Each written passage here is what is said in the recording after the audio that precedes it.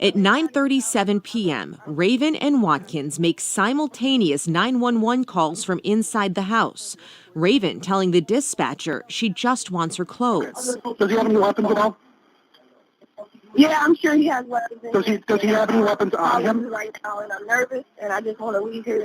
Watkins calls too, yelling. He just kicked me in my face. He just kicked me in my face. There would never be any indication that Raven actually assaulted him, court records show. I just called 911. I was trying to see how long it takes for the officers to come get my daughter, mom, on my house. We're going to get them back out there. If anything changes, let us know. Then, at 10:08, And the officer's still not here. a fifth call from this house, Watkins grows more volatile. The 911 dispatcher pleads with Watkins to calm down. You need to get out of her face. Go to another room. Little Arjaya can be heard crying. I'm in a whole nother separate room. Finally, 6 minutes into that final call, nearly a half hour after officers knocked and left, Move out my way, man. a gunshot. You need an ambulance. They could have saved their life. It's the night of November 28th, 2019, in cold, quiet Minneapolis. The sidewalks are empty, but inside one house, danger is closing in. Raven Gant is 27 and loves her 2-year-old daughter, JJ. They laugh and play, not knowing what's coming. Raven leans close to her phone and whispers, "Dad, he won't let me leave." She hopes someone will hear her cry for help. Thanksgiving should mean family and safety, but this night turns into a trap. Why did Raven agree to go back to that house? And how did no one notice the threat before it was too late? It's 7:12 a.m. in Minneapolis, October 2022. The air is crisp, and sunlight spills through the cracked blinds of a small spare room. Raven Gant, 27, sits cross-legged on a faded rug, her 2-year-old daughter, JJ, tucked against her side. A dog-eared copy of Goodnight Moon rests in her hands, her voice weaving a quiet magic as JJ's tiny fingers trace the pages. The scent of burnt sugar and butter lingers. Pancakes from breakfast, a messy ritual that ended with JJ's sticky hands on Raven's cheeks and a burst of shared laughter. These are the moments Raven lives for, the fragile threads of joy she stitches into a life for two. Raven's world is small, but fierce. She's got dreams, big ones. Nursing school brochures are pinned to a corkboard above her bed. A roadmap to a future where she can trade night shifts for stability. She's saving every spare dollar for a house, a real one, with a yard where JJ can chase fireflies. Under the bed, a scrapbook bulges with Polaroids and scribbled notes. JJ's first giggle, her wobbly first step. Raven documents it all, as if preserving proof that they're building something unbreakable. She's not alone in this. Her father's voice crackles through the phone at 8:03 a.m., gruff and steady, promising to fix her car by the weekend. High school friends swing by with gas station coffee, their chatter filling the cramped room with a warmth that smells like cheap vanilla creamer. This spare room, her cousin's cluttered gift of space, is her anchor, a haven of toys and half-finished dreams. Raven is loved, surrounded, determined. But there's a shadow in the corners. At 9:47 a.m., she pushes JJ on a playground swing, the air sharp with wet leaves and distant traffic. Her smile is real, but her eyes flick to her phone, then away. At night, she slides the deadbolt into place with a soft click, a habit she doesn't explain. She's fighting for this life, every laugh, every plan, and she's winning, for now. By 8:19 p.m., the day quiets. Raven kneels beside JJ's toddler bed, smoothing the blanket over her daughter's small frame. On the wall, a patchwork of finger-painted hearts and lopsided suns glows under a flickering lamp. Raven's voice cuts through the stillness, a whisper fierce with promise. "We're going to make it, baby." It's a vow etched into the night. But as the clock ticks toward 8:20, a chill seeps through the room. What's waiting beyond these walls? What threat is closing in, silent and unseen, to test the strength of that promise? It was a crisp autumn morning in 2016 when Raven first crossed paths with Randall. The air hummed with the scent of roasted coffee beans and a hint of cinnamon, a cozy promise of fall. He stood there, all charm and easy confidence, a steaming cup in hand. "I thought you might need this," he said, his voice smooth as velvet, a smile curling at the edges of his lips. For Raven, worn thin by heartbreak and the relentless grind of single motherhood, it felt like a lifeline, a flicker of hope in a world that had offered her little.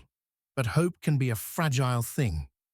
As weeks bled into months, the mask began to slip. Randall's texts rolled in like a tide, constant, unyielding. "Where are you?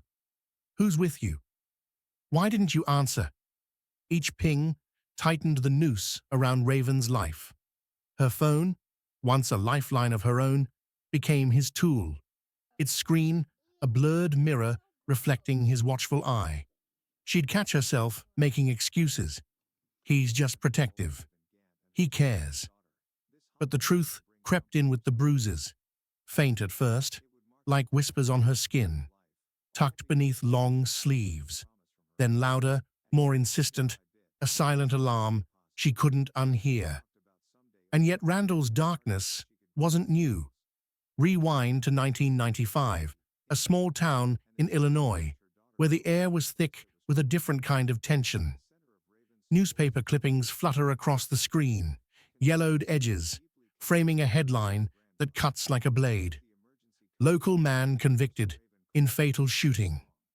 A grainy mugshot stares back, Randall younger, but those eyes, cold and unrepentant, unchanged. A senseless act of rage, a life snuffed out, and a sentence served. But here's the question that haunts. He'd already taken one life. Why was he still free to step into Raven's world, to offer her that coffee with blood-stained hands? As Raven pieced together the fragments, the picture sharpened. The charm, the control, the violence. It wasn't a fluke. It was a pattern, etched deep, repeating itself with chilling precision.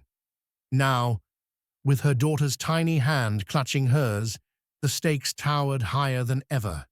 The past has a way of clawing its way back, and for Raven, time was slipping through her fingers. Would she see the danger for what it was? A predator unmasked, or would she become another name in a story that never should have been hers to live? It was a crisp spring morning in 2019 when Raven made her first attempt to escape. She packed a small bag, her hands steady, but her heart racing.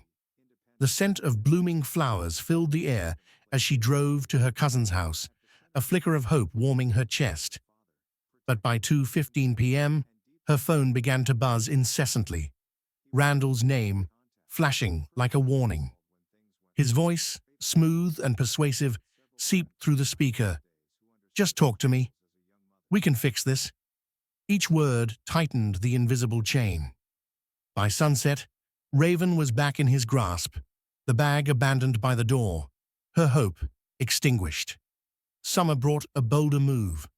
On July 12, 2019, at 3:47 p.m., Raven's father arrived at Randall's house, his truck a beacon of rescue.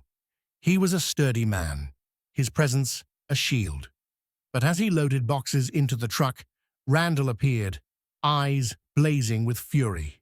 Words turned to shouts, and then a gunshot shattered the air. Raven's scream pierced the chaos as her father crumpled to the ground, blood seeping through his jeans. Randall's gaze was cold, unrepentant. The police sirens wailed minutes later, but Randall had vanished. leaving Raven more trapped than ever. Her escape route had narrowed to a sliver. The courtroom became her next battleground, but it was a labyrinth of despair. On a grey morning in August 2019, Raven sat rigidly, her hands clasped so tightly her knuckles whitened. The judge, a stern woman with greying hair, shuffled papers and muttered, "Case continued to November." Raven's heart sank like a stone. Outside, Randall smirked, his presence a shadow that refused to lift. The possession order, a flimsy piece of paper, meant nothing to him. He ignored it, just as he ignored her pleas. Winter descended, and with it, new layers of struggle. Raven's daughter stood in the November chill, her breath visible, her small body shivering without a proper coat. "Mommy, I'm cold," she whispered, her voice a dagger to Raven's heart. Inside, Raven scrambled for misplaced IDs, her fingers fumbling over forms, her voice cracking as she pleaded with indifferent clerks. The system was a slow, grinding machine, and Raven's need was a scream in the void, each setback carved deeper into her spirit. At night, she lay awake, her mind racing with what-ifs and dead ends. Her daughter's innocent questions, "Why can't we leave, Mommy?" echoed like a haunting refrain. Raven's worry lines deepened, her sleep fractured by nightmares of locked doors and endless corridors. Even her cousin's spare room, once a haven, now felt like a cage. "You need to leave," her cousin urged, her voice soft but edged with fear. But where could Raven go? The shelters were full, the options vanishing like smoke. With each failed escape, Raven's world shrank, her isolation suffocating. The walls seemed to close in, the air thick with unspoken dread. Time was a thief, stealing her chances, her hope, her future. The danger was no longer a distant shadow. It was here, pressing in, relentless. The clock was ticking, and Raven was running out of time. But in the quiet of those sleepless nights, a question lingered. Would anyone hear her cries before it was too late? It was Thanksgiving Day, 2019, and the air was thick with the scent of roasted turkey and cinnamon-spiced pie. In homes across Minneapolis, families gathered around tables, their laughter mingling with the clink of silverware. But at 1:32 p.m., Raven Gant sat alone in her cousin's spare room, her fingers tracing the edge of her phone. The warmth of the holiday felt distant, like a memory she couldn't quite grasp. Her daughter, JJ, napped nearby, her tiny chest rising and falling in peaceful ignorance. Raven's stomach churned with a dread she couldn't name. At 3:15 p.m., the phone rang. Randall's voice slithered through the speaker, smooth as silk, sharp as glass. "I packed everything. Come by at 9:30 tonight. It's all ready." His words were a lure, baited with the promise of closure. Raven's breath hitched. She wanted to believe him, to end this nightmare, but something in his tone, a faint edge, a whisper of menace, sent a shiver down her spine. She glanced at JJ, her heart aching with a mother's fierce love. "Okay," she whispered, her voice barely a breath. "I'll be there." By 9:03 p.m., Raven was driving through the quiet streets of Minneapolis, the city's holiday glow dimmed by the weight of her fear. The streetlights cast long shadows, and the air was crisp, biting at her cheeks. In the back seat, JJ slept, her small body cocooned in a blanket, oblivious to the danger ahead. Raven's hands gripped the steering wheel, her knuckles white. Each mile felt like a step deeper into a trap, but she pressed on, driven by a desperate hope that this time it would be different. At 9:28 p.m., she pulled up to the house. It loomed before her, dark and silent, the windows like empty eyes. Raven's heart pounded as she stepped inside, the door creaking shut behind her. The air was stale, heavy with the scent of old wood, and something sharper, tension perhaps, or fear. "Randall," she called, her voice trembling. The house swallowed her words. She moved through the dim hallway, her footsteps echoing. "Where are the boxes?" she asked, her voice quivering like a leaf in the wind. Silence answered her. Then a shadow shifted in the corner. Randall stepped into the light, his face a mask of calm. But his eyes, those eyes, burned with something dark, something final. The room seemed to slow, time stretching like a taut wire. Raven's hand reached for her phone, her fingers trembling. Randall's hand shot out, swift and brutal, knocking the phone from her grasp. It clattered to the floor, the sound sharp and final. Raven's heartbeat thundered in her ears, a frantic drumbeat of terror. She stumbled back, her mouth forming a silent plea. But there was no mercy in Randall's gaze, only rage, cold and unyielding. The struggle was brief, a blur of motion and muffled cries. Then a single gunshot shattered the night, its echo reverberating through the empty house. At 10:08 p.m., Raven's voice, faint and broken, whispered into the void. "He won't let me leave." Miles away, her father's hands shook as he dialed 911, his voice cracking with panic. "My daughter, she's in danger. Please, hurry." The clock ticked mercilessly. At 10:21 p.m., police lights bathed the street in red and blue, their sirens wailing a mournful dirge. But it was too late. The house stood silent, a tomb of secrets and shattered dreams. Inside, Raven lay still, her life stolen in a moment of senseless violence. And in the back seat of her car, a little girl stirred, her innocent eyes opening to a world forever changed. How did it come to this? It was 10:21 p.m. when the police arrived, their flashing lights cutting through the stillness of a quiet street. Inside the house, the air hung heavy, thick with the acrid scent of gunpowder and the raw edge of fear. A toddler's soft whimpers pierced the silence. An officer knelt beside Raven's 2-year-old daughter, JJ, her tiny hands clutching a stuffed bear. Her wide, innocent eyes met his. "Mommy's sleeping," she whispered, her voice trembling in the dim light. The officer's jaw tightened as he scooped her up, his boots grinding against shattered glass. Raven lay still, her life stolen, leaving a child to carry the weight of a nightmare she couldn't yet comprehend.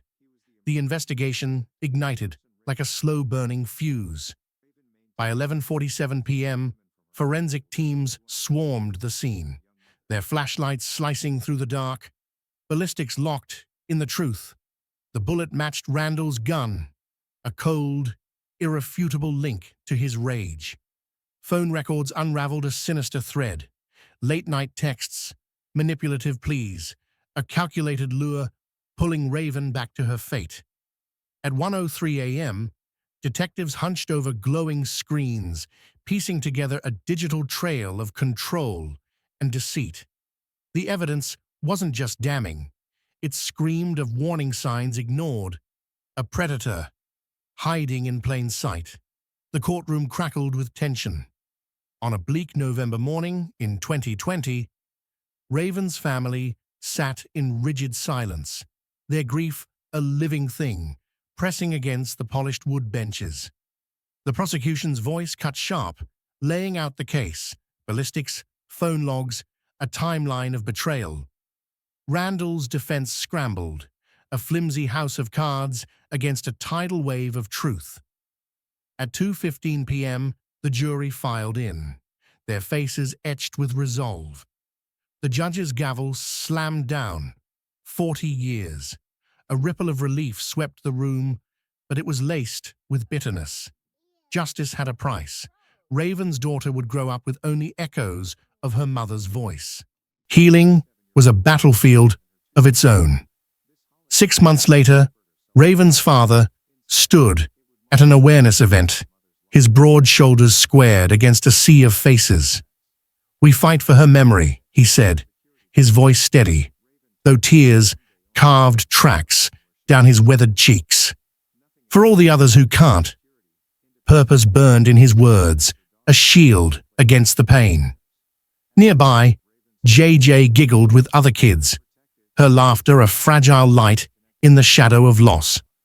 Across town, therapists sat with her in quiet rooms, unraveling the trauma of mommy sleeping, a phrase that held a darkness she'd carry forever. The family rallied, their love fierce but frayed, stitching together a life from the pieces Randall left behind. Yet closure was a myth. Raven's absence lingered like a ghost, a wound time could only scar over, never erase. Her daughter's bright eyes and bold spirit mirrored her mother's, a bittersweet tether to what was stolen. The system had won a battle, but the war against domestic violence raged on. Every text, every plea Raven ignored, had been a flare in the night, signs the world failed to see. As the family pressed forward, a question gnawed at the edges of their resilience. What happens when the system misses the warnings? It was a crisp autumn evening, the kind where the air bites just enough to remind you of the coming winter. But for Raven, the chill was more than just the weather. It was a creeping dread, a sense that something was deeply wrong. As we look back on her story, the warning signs are painfully clear. Isolation was Randall's first weapon. He cut her off from friends, from family, from anyone who might offer a lifeline. Monitoring was his constant shadow. Texts, calls, a digital leash that tightened with every ping. Financial control was his cage, leaving Raven dependent. Her dreams of nursing school and a home for JG slipping through her fingers like sand. And when she dared to leave, the escalation was swift and brutal. A gunshot at 11:42 p.m. A courtroom battle, a system that failed to protect her. These are not just plot points in a story. They are red flags blazing in the dark. If you see them, if you feel them, know this: you are not alone, and there is a way out. Document everything, every text, every threat, every bruise. Build an emergency plan, a bag packed, a safe place, a code word with a trusted friend. Keep those friends close. Let them know your fears, your plans. And if you need help, call 1-879-972-33. It's a lifeline, and it's there for you. Raven's life mattered. Her laughter, her dreams, her fierce love for her daughter, they mattered. Her story is a stark reminder that domestic violence doesn't just happen in shadows. It hides in plain sight, behind closed doors and forced smiles. But her story can save yours. It can be the flare that lights the way to safety, to freedom. Share this video. Drop local resources in the comments. Subscribe for more critical, true crime awareness, because the next life saved could be yours or someone you love. But the question lingers: how many more Ravens are out there, waiting for the system to catch up, waiting for us to listen?